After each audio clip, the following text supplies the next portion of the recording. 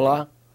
O debate em torno da tão falada reforma política deve retornar com força à pauta do Congresso Nacional.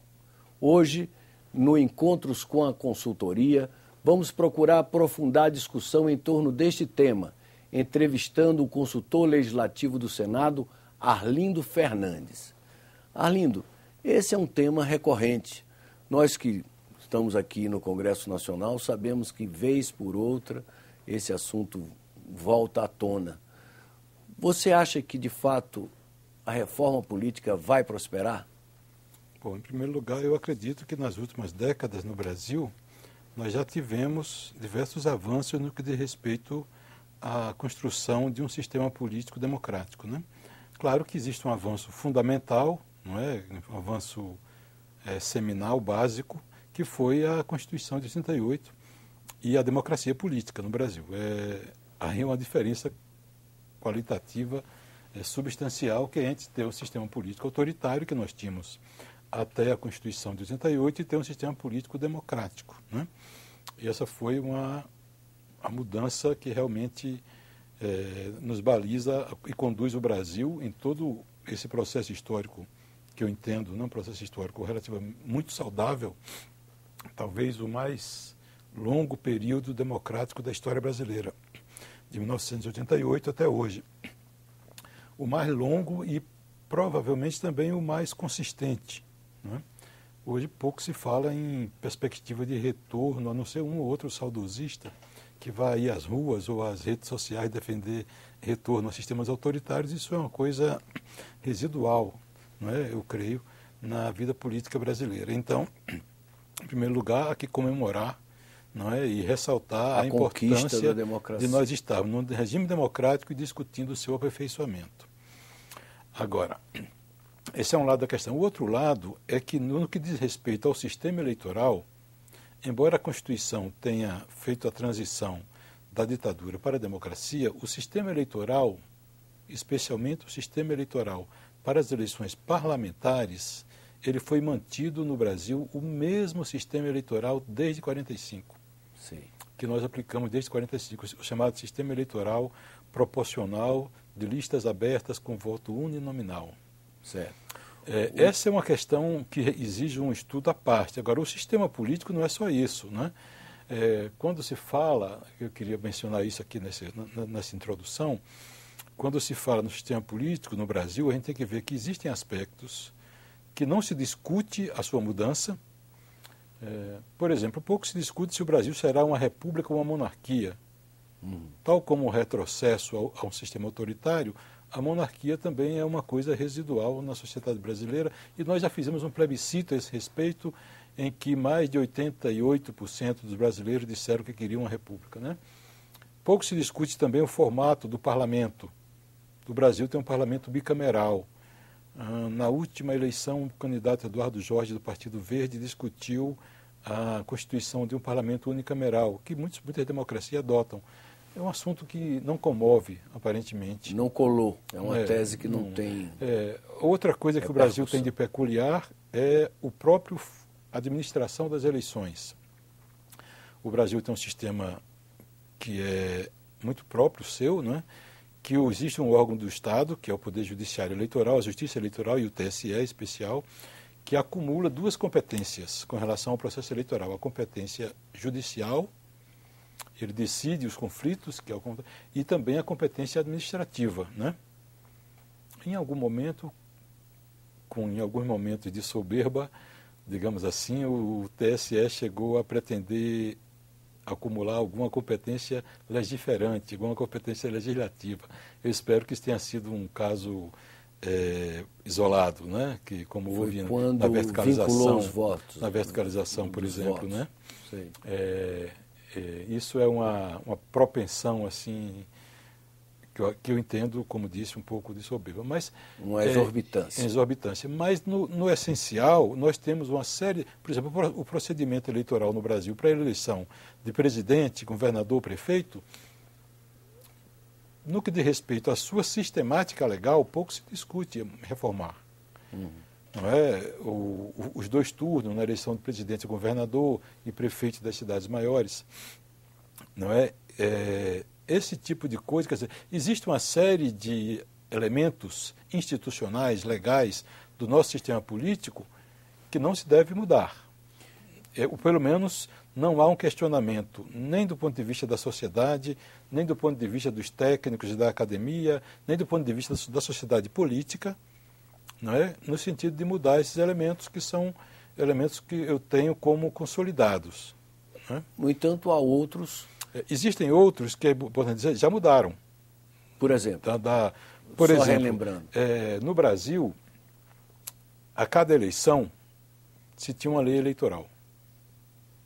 Quem acompanhou os processos eleitorais anteriores à década de 90 no Brasil sabe que o Congresso Nacional fazia a cada eleição, e às vezes às vésperas da eleição, fazia uma nova lei eleitoral que era feita sob medida para permitir, facilitar a vida de quem tinha maioria.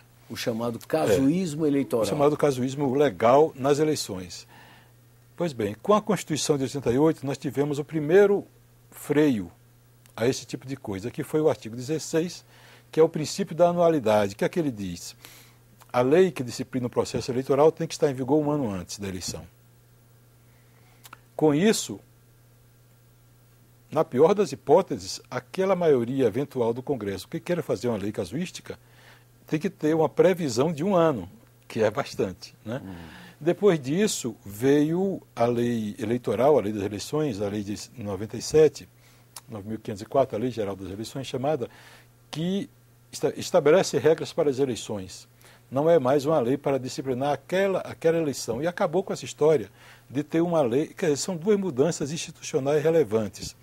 Outra mudança institucional, que eu não sei se é um aperfeiçoamento ou não, mas é uma mudança, é a própria permissão da reeleição de prefeitos, governadores e presidente da República. E, por fim, tem a mudança que decorreu da iniciativa do próprio judiciário eleitoral, provocado por um partido político, que é o tema da fidelidade aos partidos. Reclamava-se muito que as pessoas eram eleitas por partidos e mudavam, não é? Mudava.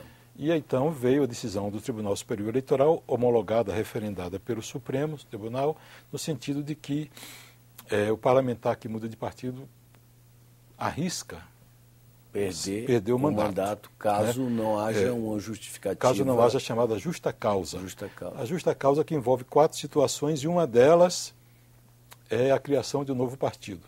Certo. Quer dizer, fortalecemos a fidelidade partidária, mas por outro lado, por outra mão, se incentivou essa farra de criação de partidos, porque era o único meio legal de se mudar de partido, era mudar para o partido novo.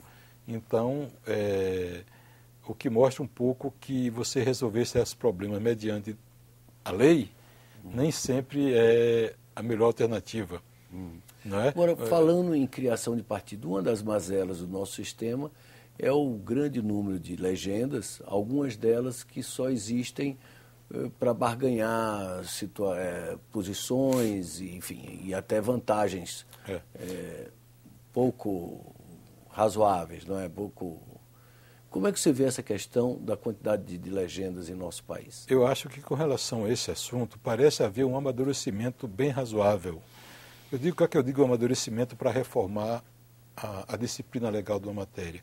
É quando a sociedade começa a perceber que isso não deve continuar assim, é quando há um amadurecimento técnico, ou seja, os especialistas, a academia e o judiciário começam a discutir essas questões, e quando no Congresso, depois de algumas experiências, já se começa a chegar a um entendimento. Por exemplo, o Congresso aprovou a lei que disciplinava a chamada cláusula de barreira, ou cláusula de desempenho, definindo em 5%. Quer dizer, um partido para funcionar nas casas parlamentares deveria ter 5% dos votos nas eleições para a Câmara de Deputados. O Supremo entendeu isso inconstitucional. No plano nacional. O Supremo entendeu que isso era inconstitucional por violar a liberdade partidária. A liberdade de criar partido seria fragilizada diante dessa decisão. Mas é importante dizer que a decisão do Supremo pela inconstitucionalidade não foi no sentido de que uma cláusula de barreira, em tese, é inconstitucional, mas sim no sentido que, naquela maneira como estava posta, com aquele número elevado, 5% no Brasil é mais de 5 milhões de votos, não é?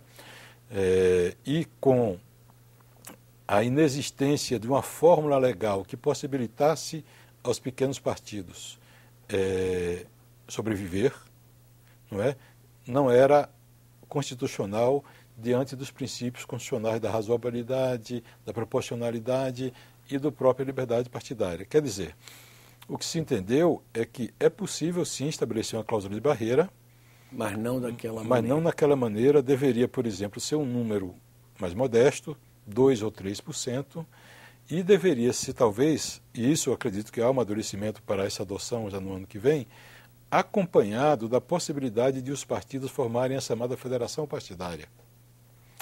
Ainda recentemente, 4 partidos na Câmara formaram um bloco e deram a esse bloco o nome de Federação de Partidos. Bloco de Esquerda Ecologista, Bloco de Esquerda Democrática, não sei o nome exatamente. Mas é o PSB, o PV, o PPS e o Solidariedade, 4 partidos. Eu acho que, de certa maneira, esses partidos Essa é uma tendência. Eles estão antecipando a sua adequação a um formato de lei que ainda não existe. Quer dizer, eles estão agindo às vésperas da disciplina legal futura que pode vir a ocorrer, que eu acredito que possa ser nessa direção, nesse caminho. Um tema também que tem provocado muita polêmica, não só aqui no Congresso, como também está em discussão no Supremo Tribunal Federal, é em torno do financiamento público ou do financiamento privado de campanha. Há alguns que consideram que o financiamento deve ser exclusivamente público. Inclusive o PT e a presidenta Dilma defendem essa tese. Outros acham que o financiamento deve ser privado, mas não com a participação das pessoas jurídicas. Só as pessoas físicas, até um determinado limite, deveriam doar. Qual é a sua expectativa em torno da definição deste tema? A proposta de financiamento exclusivamente público para o processo eleitoral enfrentaria 4 problemas, na minha opinião. Um problema é o problema da constitucionalidade. As empresas privadas, o Brasil é uma sociedade capitalista, seguirá sendo uma sociedade capitalista.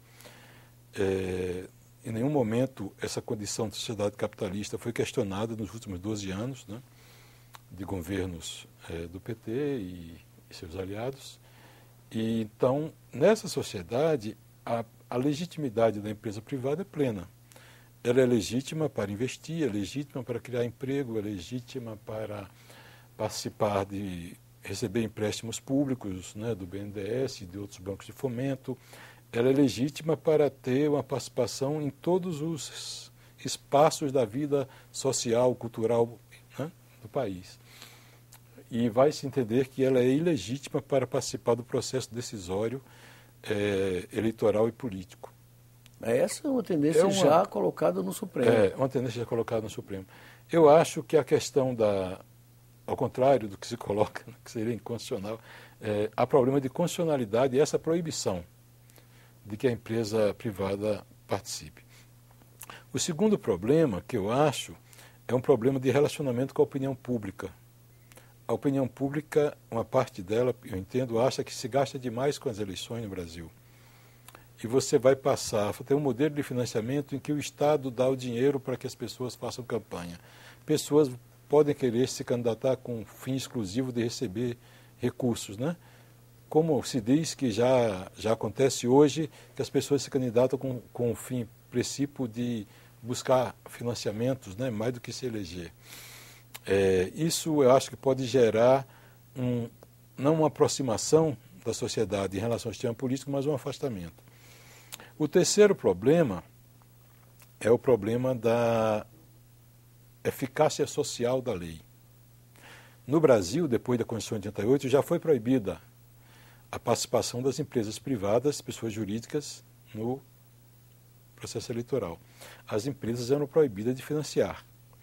O que é que deu? Deu, no caso, que se revelou na CPI PC Farias, no caso Collor, né, que se revelou na CPI PC Farias. O que é que se revelou ali? Que nas campanhas todas as empresas participavam com o chamado Caixa 2. que depois veio a ser até usado como desculpa, né, para diversas situações que ali se colocaram. Mas, de qualquer maneira, o que se revelou ali na prática é que, efetivamente, as empresas participavam do processo político e que a proibição, o que só fazia, levar essa participação para a ilegalidade. Uma das conclusões do relatório final da CPI do PC Farias foi no sentido de que a lei eleitoral fosse alterada para permitir que as empresas participassem, com o objetivo de moralizar a lei eleitoral. A última questão é que eu acho que a lei atual ela estabelece uma regra que, de certa maneira, beneficia as grandes empresas, porque é 2% do faturamento bruto no ano anterior. Ora, 2% para uma pequena loja, um pequeno comércio, pode ser um valor irrisório, mas 2% para um grande banco, uma grande empreiteira, é um valor mega milionário. Então, poderia sim a lei ser alterada para estabelecer um limite físico, um limite numérico. Quer dizer, a empresa pode contribuir, mas com até X. Né? Outra mudança importante, que eu acho que seria mais efetiva e teria melhor recepção na opinião pública e também poderia contribuir mais, seria dizer o seguinte: a empresa contribui, mas uma parte vai para o partido que quer indicar, ou o candidato quer indicar. Outra parte vai para um fundo gerido pela Justiça Eleitoral. E esse fundo beneficiará todos os candidatos. Interessante. Então você faz de uma maneira que a participação da empresa não seja factual. Aliás, isso hoje já acontece de um modo bizarro, até, creio eu. Que é quando as grandes empresas dão para todos os candidatos. Quer dizer, existe essa empresa... Pelo menos para os principais candidatos. Né? Para os principais.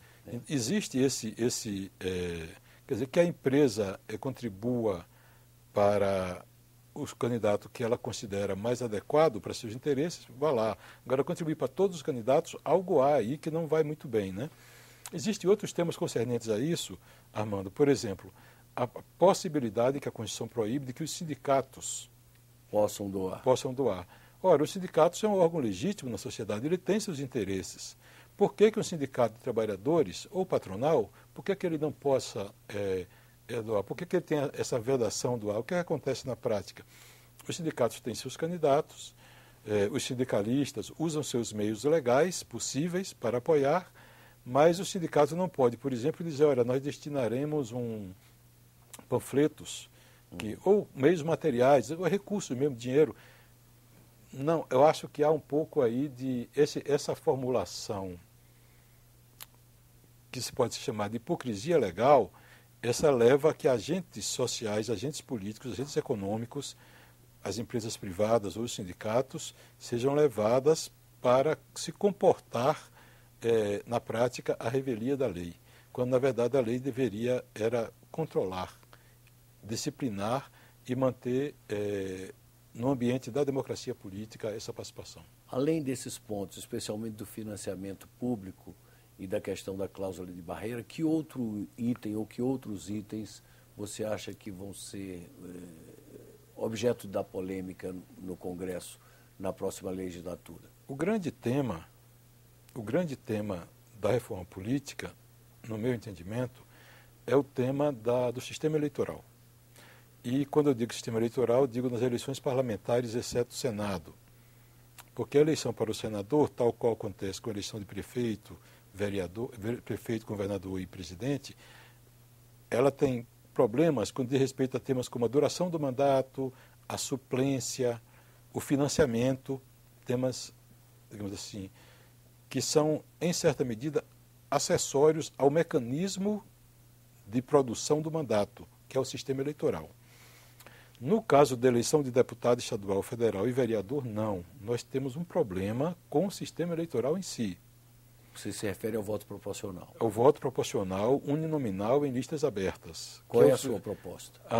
Bom, de aperfeiçoamento. A primeira crítica que eu acho que deve ser feita para fazer um diagnóstico do sistema é que ele encarece muito as eleições. E a discussão do financiamento, que nós fizemos há pouco, ela se coloca muito bem na discussão do sistema eleitoral, porque será sempre dotada de uma grande dose de hipocrisia, adotar qualquer que seja o sistema de financiamento e manter o sistema eleitoral atual, que encarece as eleições. Veja bem, o cidadão é candidato a deputado estadual em Minas Gerais. Ele tem que fazer campanha, em princípio, deve fazer campanha, em 820 municípios. A eleição será cara. Será cara qualquer que seja o sistema eleitoral, o sistema de financiamento adotado. Ou São Paulo, ou um estado do tamanho do Pará, que é maior que muitos países, ou Amazonas, ou Mato Grosso. Estados imensos, né? Então, se você tem um sistema eleitoral em que a circunscrição eleitoral é diminuída e a pessoa vai fazer campanha em uma circunscrição menor, qualquer que seja o sistema de financiamento, o peso do poder econômico no processo eleitoral é menor. E o peso da máquina administrativa, que não se discute tanto quanto o financiamento. Porque no Brasil, ao lado do poder do dinheiro, tem o poder das máquinas administrativas, que é uma questão que deve ser discutida. Como mitigar isso também? A primeira solução técnica de grandes efeitos, grande dimensão política, seria reduzir a circunscrição eleitoral. Ou seja, não é a distritalização do voto exatamente. Por que não é a distritalização? Porque o voto distrital no Brasil, ele implicaria uma grande mudança cultural. E o sistema eleitoral de um país, ele deve respeitar a história do país, deve respeitar a cultura, deve respeitar os hábitos, os costumes. Então, ele deve ser mudado aos poucos, eu entendo. Então, adotar um sistema eleitoral misto que comporte aspectos proporcionais, aspectos distritais, que possa trazer a redução da circunscrição eleitoral. E com isso, fim do voto proporcional. O fim do voto proporcional uninominal que nós temos hoje, não é? Para isso sim poderia propiciar uma eleição, um processo eleitoral em que o poder econômico pesasse menos e as máquinas administrativas pesassem menos. E com isso, o cidadão, o eleitor, né, teria a expressão do seu poder de cidadão fortalecido. Arlindo, e nós estamos no mundo globalizado, as redes sociais hoje dominam, as novas gerações estão aí o tempo todo na rede social. Você imagina novas formas de participação política a partir das redes sociais? Eu acho que nós já estamos começando, né, nesse sentido. As eleições passadas já foram uma manifestação disso, né? Há uma disciplina legal bastante razoável, eu entendo, porque é bastante liberal, né, da internet. É preciso haver alguma regra que controle os abusos, especialmente a difamação, não é? Mas não tenho dúvida de que a internet, os telefones celulares, tudo isso vai trazer uma mudança na formação e na educação política do povo. A educação política do povo, ela tem, digamos assim, duas dimensões essenciais. Uma dimensão, ela evolui quando evolui a educação formal, ou seja, a educação que se tem na escola, etc. E o outro é o processo eleitoral em si, ou seja, a reiteração sistemática de eleições e a participação da cidadania nas eleições. Nós aprendemos, né, a vida democrática fazendo, né? E eu acredito que progressivamente se tenha um peso maior da internet, né, das comunicações, dessas tecnologias modernas, e um peso menor da chamada horário eleitoral gratuito, que também exige, né, também requer, né, alteração, não é? Evitar esse excesso de marketing, evitar esse, mas também artifícios. E também evitar que as coligações partidárias se façam somando os tempos. Você tem um partido que tem um candidato e ele começa a coligar com outros partidos, motivado basicamente pelo desejo de trazer para o seu candidato o tempo de televisão. Nem se importa se o partido vai apoiar, não vai apoiar, não. Ele quer somar mais tempo de TV ao seu candidato, porque esse meio de comunicação ainda tem um peso grande, né? Então, já há algumas soluções institucionais para isso. Uma dessas é que esses tempos não se somem, ou seja, o tempo de televisão do candidato seja da sua própria legenda. Em parte, aquele tempo que é igual para todos, né, que é muito pequeno ainda, poderia ser um pouco maior, e o tempo da sua própria legenda ou da legenda somado talvez à legenda do vice, que afinal também é candidato. Mas os partidos que aderirem adiram por convicções políticas, convicções ideológicas, pelo projeto de poder, não para somar tempo de TV e rádio, porque aí nós estamos fazendo um péssimo uso do Instituto da Coligação Partidária. Muito obrigado pela oportunidade dessa entrevista. Obrigado, Amado. Chegamos ao final da nossa conversa com Arlindo Fernandes, consultor legislativo do Senado. Gostaria de lembrar quem quiser entrar em contato conosco para enviar sugestões ou fazer sua crítica, o número do Alô Senado, que é 0800 61 2211, ou o nosso endereço na internet, www.senado.leg.br/TV. Obrigado pela audiência e até um próximo encontro aqui na TV Senado.